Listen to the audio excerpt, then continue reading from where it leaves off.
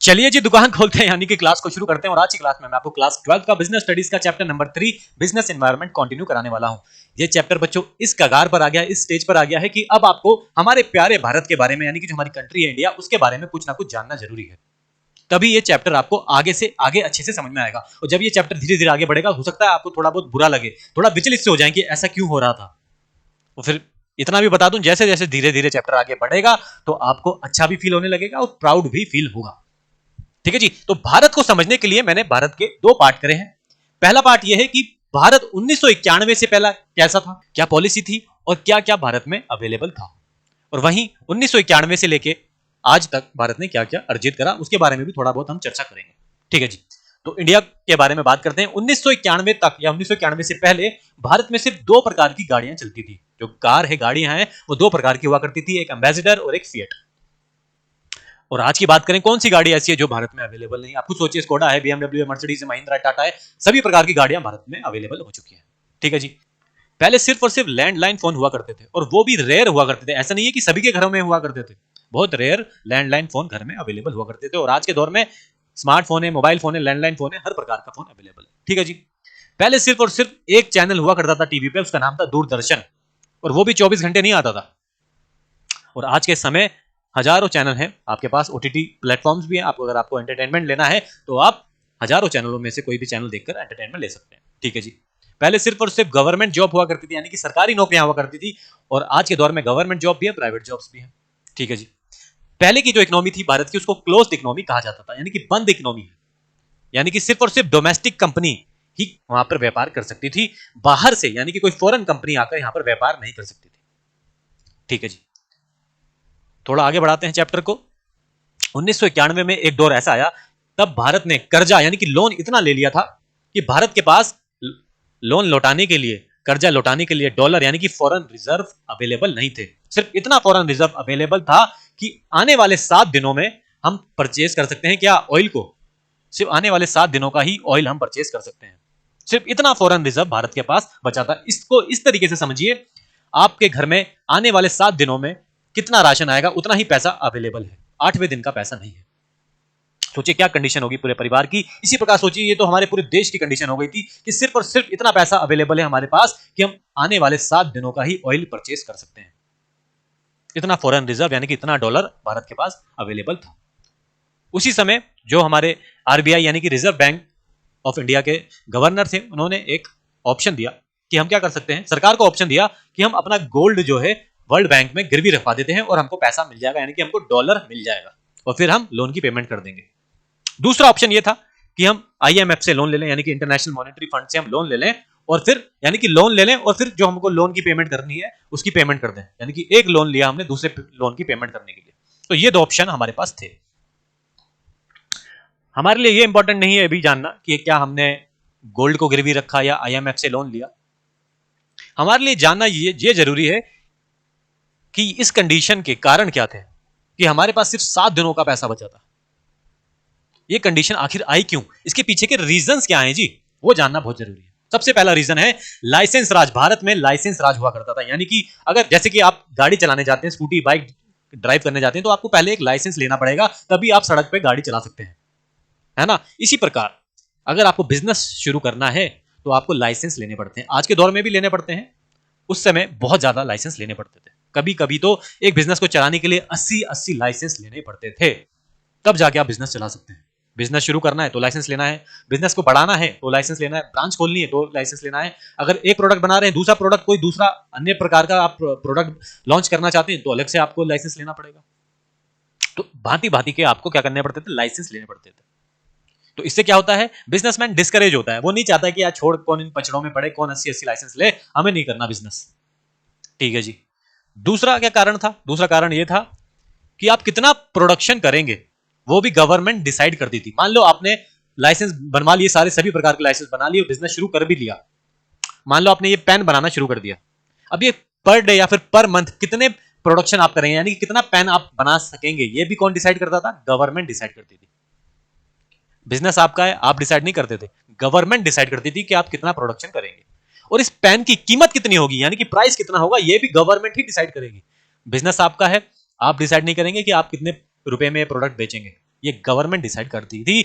और यहां तक कि जैसे कि मैंने बताया कि कोई बाहर से इन्वेस्टमेंट नहीं कर सकता था भारत में, और कोई भी बाहर की कंपनी भी भारत में ऑपरेट नहीं करती थी। आप देख लेना, हिस्ट्री में जाकर देख लेना, 1991 से पहले आपको गूगल पे मिल जाएगा, ना आपको मैकडोनल्ड्स मिलेगा, ना केएफसी मिलेगा। किसी भी प्रकार की बाहर की कंपनी इंडिया में इन्वेस्ट नहीं करती थी, ना ही उसकी कोई ब्रांच या कोई फ्रेंचाइजी इंडिया में नहीं हुआ करती थी। ठीक है जी। यहां तक कि बच्चों, स्कूटर और टीवी भी हमारी सरकार बनाया करती थी। यानी कि स्कूटर और टीवी भी कौन बनाती थी? भारतीय सरकार बनाया करती थी। इसी वजह से हजार हजार दिनों की वेटिंग में बैठना पड़ता था। अगर आपको टीवी लेना है, स्कूटर लेना है, तो हजार हजार दिन तक वेट करना पड़ता था।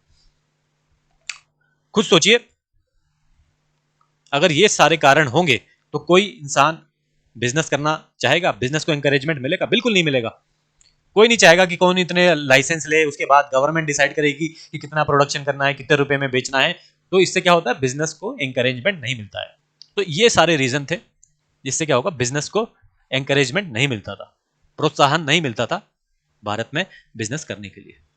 ठीक है जी। इसी वजह से बच्चों क्या हो गया, 1991 में जुलाई के महीने में हमको जरूरत थी इकोनॉमिक रिफॉर्म्स की, नई नई पॉलिसी लेके आने की, नए नए इकोनॉमिक रिफॉर्म्स लाने की, जिससे कि भविष्य में ऐसी सिचुएशन उत्पन्न ना हो। ये जो हमारे पास 7 दिनों का सिर्फ पैसा बचा था, ऐसी सिचुएशन भविष्य में, फ्यूचर में उत्पन्न ना हो, हम अपने पैरों पे खड़े हो सके, इसके लिए हमको इकोनॉमिक रिफॉर्म्स की जरूरत थी। और वहीं पर जन्म होता है LPG, liberalisation, privatisation and globalisation. LPG का यहां पर जन्म होता है। आपका चैप्टर यहीं से शुरू होता है कि ये जो लिबरलाइजेशन है, प्राइवेटाइजेशन है, ग्लोबलाइजेशन है, इसके बारे में हमें पढ़ना है। इसका जन्म क्यों हुआ ये मैंने आपको बता दिया, कि इंडिया की कंडीशन बद से बदतर होती जा रही थी, इसी वजह से हमको इकोनॉमिक रिफॉर्म्स लाने की जरूरत पड़ी। तो चैप्टर हमारा कहां शुरू होता है? अब हमारा चैप्टर शुरू होता है। ठीक है जी।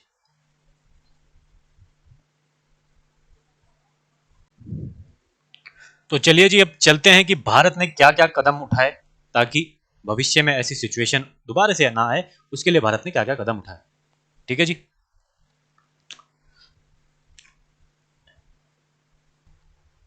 In order to solve economic problems of our country, the government took several steps। यानी कि जो हमारी इकोनॉमिक प्रॉब्लम अराइज हो गई थी 1991 में, उसको सॉल्व करने के लिए हमारी सरकार ने कुछ स्टेप्स लिए। वो स्टेप्स क्या थे? जैसे कि मैंने आपको बताया, LPG, liberalisation, privatisation and globalisation.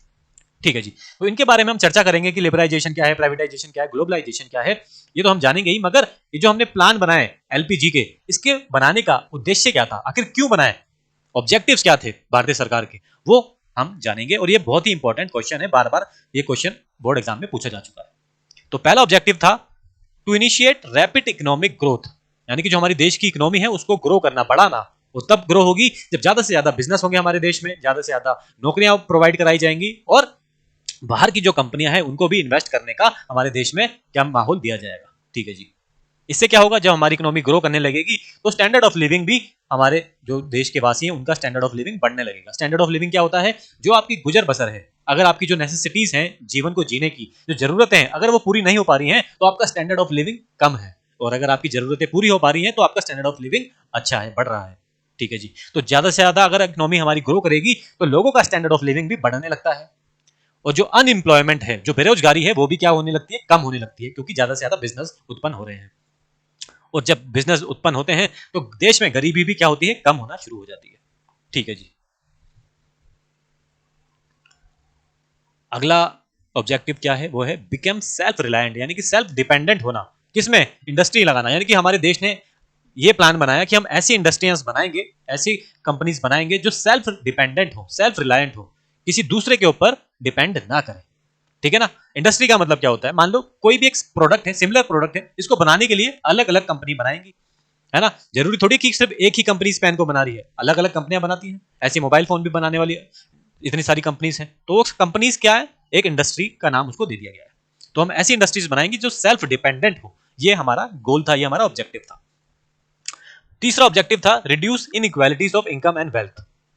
Inequalities of income and wealth का मतलब ये होता है, इनइक्वालिटी तब होगी जब गरीब गरीब होता जाएगा और अमीर अमीर होता जाएगा। गरीब का लेवल और कम होता जा रहा है और अमीर का लेवल बढ़ता जा रहा है। तो वहां पर कहा जाएगा कि उस देश में इनइक्वालिटीज ऑफ इनकम है, तो इस इनइक्वालिटी को क्या करना है? कम करना है। यानी कि गरीब गरीब ना रहे और अमीर को भी वाजिब प्राइस मिले। यानी ये ना हो कि गरीब तो गरीब होता जा रहा है और उसका हिस्से का पैसा भी अमीर लेके जा रहा है। इस इनइक्वालिटी को हटाना, ये भी हमारा ऑब्जेक्टिव था। ठीक है जी। लास्ट ऑब्जेक्टिव क्या है? Adopt socialist pattern of development, यानी कि हम सोशलिस्ट इकोनॉमी बनना चाह रहे थे। इसमें क्या होता है? इक्वालिटी होती है, यानी कि सब बराबर हैं और कोई किसी का शोषण यानी कि एक्सप्लॉइटेशन नहीं करेगा, कोई आदमी किसी दूसरे आदमी का शोषण नहीं करेगा। तो ये हमारे 4 मुख्य ऑब्जेक्टिव थे एलपीजी को लाने के, यानी कि प्लान्स को लाने के। बहुत इंपॉर्टेंट क्वेश्चन है, इसको आप नोट डाउन कर लीजिएगा। तो अभी हमने क्या सीखा कि जो एलपीजी यानी कि जो प्लान्स भारतीय सरकार लेकर आई उसके ऑब्जेक्टिव्स क्या थे। अब हम इनके फीचर्स जानेंगे। ब्रॉड फीचर्स क्या हैं? जो पॉलिसी थी एलपीजी की, यानी कि जो इकोनॉमिक रिफॉर्म्स भारतीय सरकार लेकर आई उसके ब्रॉड फीचर्स क्या थे, और ये भी बहुत ही इंपॉर्टेंट क्वेश्चन है, बार बार बोर्ड एग्जाम में पूछा जाता है। ठीक है जी। तो पहला फीचर ये था बच्चों, the government reduces the number of industry under compulsory licensing to 6, यानी कि जो कंपलसरी लाइसेंस लेना पड़ता था बिजनेस को चलाने के लिए उसको कर दिया सिर्फ 6। सिर्फ 6 इंडस्ट्रीज ऐसी रह गई जिसमें आपको कंपलसरी लाइसेंस लेना है। बाकी की जो इंडस्ट्रीज थी वहां पर कंपलसरी लाइसेंस को हटा दिया। इससे क्या फायदा हुआ होगा? अब लोगों को प्रोत्साहन मिला होगा कि चलो फालतू की माथापच्ची नहीं करनी है, फालतू का लाइसेंस लेने की जरूरत नहीं है, अब हम बिजनेस शुरू कर सकते हैं। ठीक है जी। अगला फीचर है many of the industry reserved for the public sector under the earlier policy were D reserved, यानी कि जो पहले की जो पॉलिसी थी उसके अनुसार काफी सारी इंडस्ट्रीज ऐसी थी जो सिर्फ और सिर्फ पब्लिक सेक्टर ही कर सकती थी, यानी काफी सारे बिजनेस ऐसे थे जो कि हमारी गवर्नमेंट ही कर सकती थी, जैसे कि स्कूटर, और मैंने आपको एग्जांपल दिया था टीवी का। पहले स्कूटर और टीवी भी हमारी भारतीय सरकार बनाती थी, तो अब वहां से हटा दिया गया, उसको डी रिजर्व कर दिया गया, यानी कि जो दूसरी कंपनीज है, प्राइवेट कंपनीज है, अब वो भी उस इंडस्ट्री में काम कर सकती है। ठीक है जी। The role of the public sector was limited only to 4 industries and strategic importance, यानी कि पब्लिक सेक्टर को सिर्फ और सिर्फ 4 इंडस्ट्री के लिए लगा दिया कि गवर्नमेंट जो है सिर्फ 4 इंडस्ट्रीज में काम करेगी, बाकी जो इंडस्ट्रीज हैं उसमें प्राइवेट कंपनीज भी आकर काम कर सकती हैं। ठीक है जी। अगला फीचर है disinvestment was carried out in case of many public sector industrial enterprise. Disinvestment का मतलब क्या हुआ? गवर्नमेंट ने बिजनेस को बंद कर दिया, जो गवर्नमेंट बिजनेस कर रही थी उन बिजनेसेस को गवर्नमेंट ने बंद कर दिया, डिसइन्वेस्टमेंट कर दी, यानी कि सारे एसेट बेच दिए। ठीक है ना? तो ये जो पॉलिसी थी उसका एक फीचर ये भी था। अगला फीचर क्या है जी? Policy towards foreign capital was liberalised, the share of foreign equity participation was increased and in many activities 100% foreign direct investment was permitted, यानी कि पॉलिसी ऐसी बनाई गई जिसमें कि फॉरेन कैपिटल यानी कि बाहर से भी कैपिटल आप ला सकते हैं, विदेशी कंपनी भी भारत में आकर इन्वेस्टमेंट कर सकती है, ऐसी पॉलिसी भारत ने बना दी। और कुछ एक्टिविटीज में तो पूरा 100% फॉरेन डायरेक्ट इन्वेस्टमेंट यानी कि एफडीआई परमिट कर दिया। ठीक है जी। अगला फीचर है automatic permission was now granted for technology agreements with foreign companies. अगर टेक्नोलॉजी से रिलेटेड कोई बिजनेस है तो वहां पर सरकार ने क्या करा? ऑटोमेटिकली परमिशन दे दी कि आप अगर विदेशी कंपनी है भारत में आकर टेक्नोलॉजी की इंडस्ट्री यानी कि टेक्नोलॉजी का बिजनेस कर सकते हैं, ऑटोमेटिक परमिशन वहां पर मिल जाती थी। ठीक है जी। फॉरेन इन्वेस्टमेंट प्रमोशन बोर्ड यानी कि FIPB was set up to promote and channelise foreign investment in India, यानी कि बाहर से भारत में इन्वेस्टमेंट लेकर आना, फॉरेन इन्वेस्टमेंट लाने के लिए भारतीय सरकार ने एक बोर्ड ही बना दिया, यानी कि संस्था ही बना दी जो इसका काम ये था प्रमोट करना और चैनलाइज करना, यानी कि भारत में क्या लेकर आना? फॉरेन इन्वेस्टमेंट लेकर आना, यानी कि विदेशी लोग भी हम भारत में आकर कंपनीज खोल सकते हैं, भारत की कंपनियों में इन्वेस्टमेंट कर सकते हैं। तो ये थे ब्रॉड फीचर्स, हमारी जो इकोनॉमिक रिफॉर्म्स भारतीय सरकार लेकर आए थे उसके ब्रॉड फीचर्स ये थे। तो इतनी देर से हम बार बार बोले जा रहे हैं कि भारतीय सरकार ने इकोनॉमिक रिफॉर्म्स लिए यानी कि एलपीजी लिए। अब हम सीधा बात करते हैं कि भाई एलपीजी क्या है। एल से क्या था? लिबरलाइजेशन। इसके बारे में अब हम चर्चा करते हैं कि आखिर ये क्या था।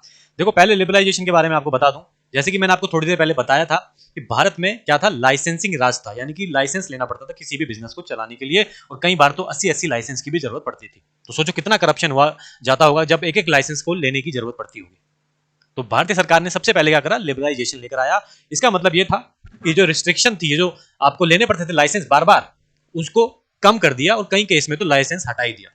इसी को कहा गया है लिबरलाइजेशन। इसके बारे में डिटेल में चर्चा करते हैं जरा कि आखिर क्या था।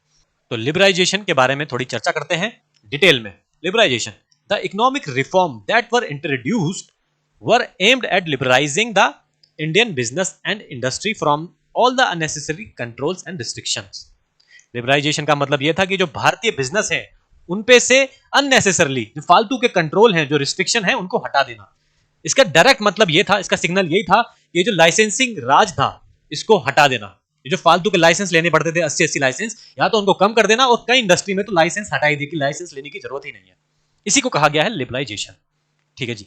Liberalisation of Indian industry has taken place with respect to, ये जो लिबरलाइजेशन है ये कौन कौन सी इंडस्ट्री पे लिए गए हैं, क्यों लिए गए हैं, उसके बारे में अब चर्चा करते हैं। सबसे पहला है abolishing licensing requirement in most of the industry except shortlist, यानी कि अबॉलिश कर दिया, लाइसेंस लेने की जरूरत नहीं है, सिर्फ कुछ ही बिजनेस रह गए हैं, उनकी एक लिस्ट बना दी थी कि अगर आप ये बिजनेस कर रहे हैं, आप ये इंडस्ट्री है, तो आपको लाइसेंस लेने की जरूरत है। बाकी सभी बिजनेस पे से क्या कर दिया, अबॉलिश कर दिया, यानी कि हटा दिया लाइसेंस को। ठीक है जी। दूसरा है freedom in deciding the scale of business activities, यानी कि बिजनेस से रिलेटेड जितने भी डिसीजन हैं वो अब आपके हैं। बिजनेस आपका है, डिसीजन भी अब आपके होंगे। पहले क्या होता था, बिजनेस आपका था, डिसीजन भारतीय सरकार लेती थी, अब वो रिस्ट्रिक्शंस हटा दी गई हैं। अगर आप क्या करना चाहते हैं, एक्सपेंशन करना चाहते हैं, यानी कि अपने बिजनेस को बढ़ाना चाहते हैं, तो वो आपका डिसीजन है, बिल्कुल आप डिसीजन लेंगे। अगर आपकी अपने बिजनेस एक्टिविटीज में कॉन्ट्रैक्शन लाना चाहते हैं, तो भी वो आपका डिसीजन है, भारतीय सरकार का नहीं है। तो ये जो फ्रीडम थी ये लिबरलाइजेशन की वजह से मिल गई। ठीक है जी। तीसरा, removal of restriction on movement of goods and services, यानी कि पहले गुड्स को, यानी कि प्रोडक्ट को एक स्थान से दूसरे स्थान पर ले आना पड़ता था, तो उसके लिए भी हमें भारतीय सरकार से अनुमति लेनी पड़ती थी। तो ये वाला जो रिस्ट्रिक्शन थी ये भी लिबरलाइजेशन की वजह से हट गई है, इसको हटा दिया गया है, movement of goods and services. ठीक है जी। चौथा, freedom in fixing the price of the goods and services, मैंने जैसे कि आपको बताया था पहले भारतीय सरकार ही डिसाइड करती थी कि जो आपका प्रोडक्ट है उसका प्राइस कितना होगा, यानी कि अगर आप पेन बनाकर बेचते हैं मार्केट में तो कितने रुपए में आप इसको बेचेंगे, ये भी भारतीय सरकार डिसाइड करती थी। बिजनेस आपका था मगर डिसाइड भारतीय सरकार करती थी। तो ये रिस्ट्रिक्शन भी हटा दी थी और ये फ्रीडम दे दी थी कि आपका बिजनेस है तो आप डिसाइड करेंगे कि आप कितने रुपए में इस पेन को मार्केट में बेचना चाहते हैं। ठीक है जी।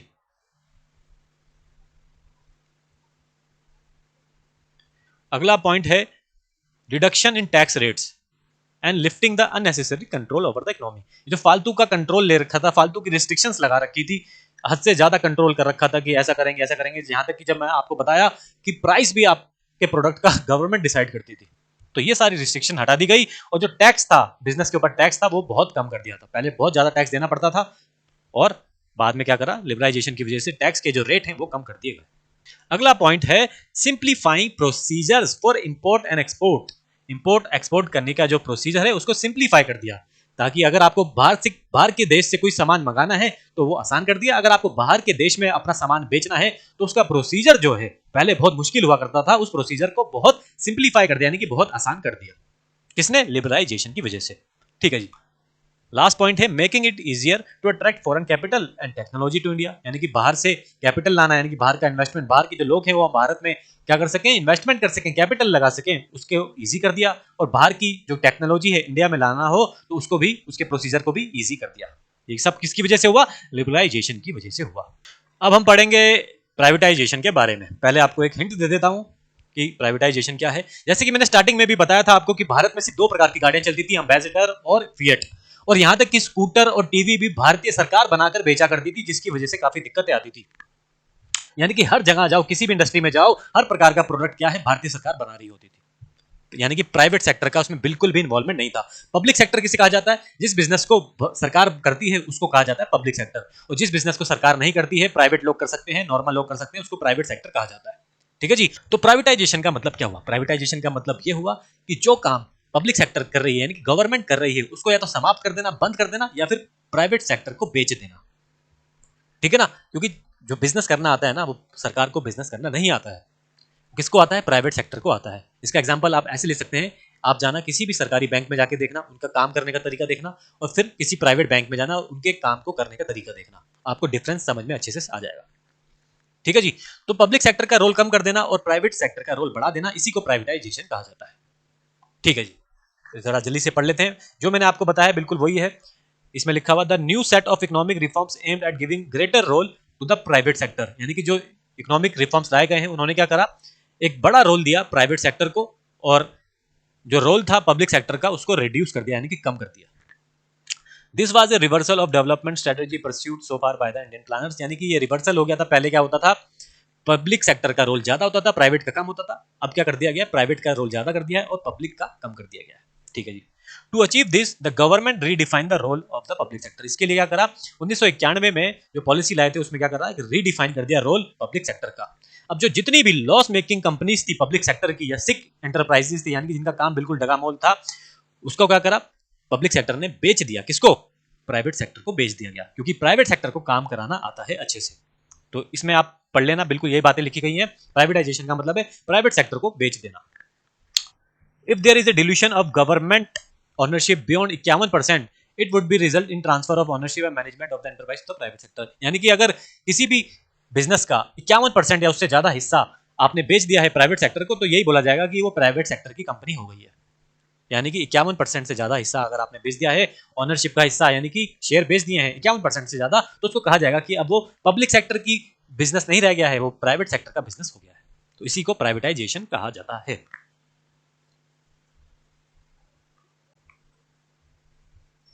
तो चलिए जी, अब बढ़ते हैं आगे की तरफ और चलते हैं ग्लोबलाइजेशन की तरफ। ग्लोबलाइजेशन को समझने के लिए आपको पहले समझना होगा इंपोर्ट्स क्या होते हैं और एक्सपोर्ट्स क्या होते हैं।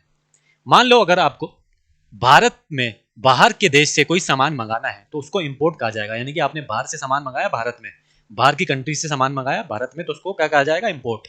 और अगर आपने भारत से बाहर किसी देश में सामान बेचना है अपना, तो उसको कहा जाएगा एक्सपोर्ट। आपने एक्सपोर्ट करा, तो इंपोर्ट एक्सपोर्ट। तो पहले क्या होता था, इंपोर्ट एक्सपोर्ट करने में ना काफी दिक्कतें आती थी। 1991 तक काफी सारी दिक्कतें आती थी इंपोर्ट और एक्सपोर्ट करने में। सबसे पहली दिक्कत तो ये थी कि काफी सारे लाइसेंस लेने पड़ते थे और काफी सारा टैरिफ यानी कि टैक्स देना पे करना पड़ता था। और क्वांटिटेटिव रिस्ट्रिक्शन भी थी, यानी कि कितनी क्वांटिटी आप बाहर से मंगा सकते हैं और कितना क्वांटिटी आप बाहर बेच सकते हैं, उस पर भी रिस्ट्रिक्शन लगी हुई थी।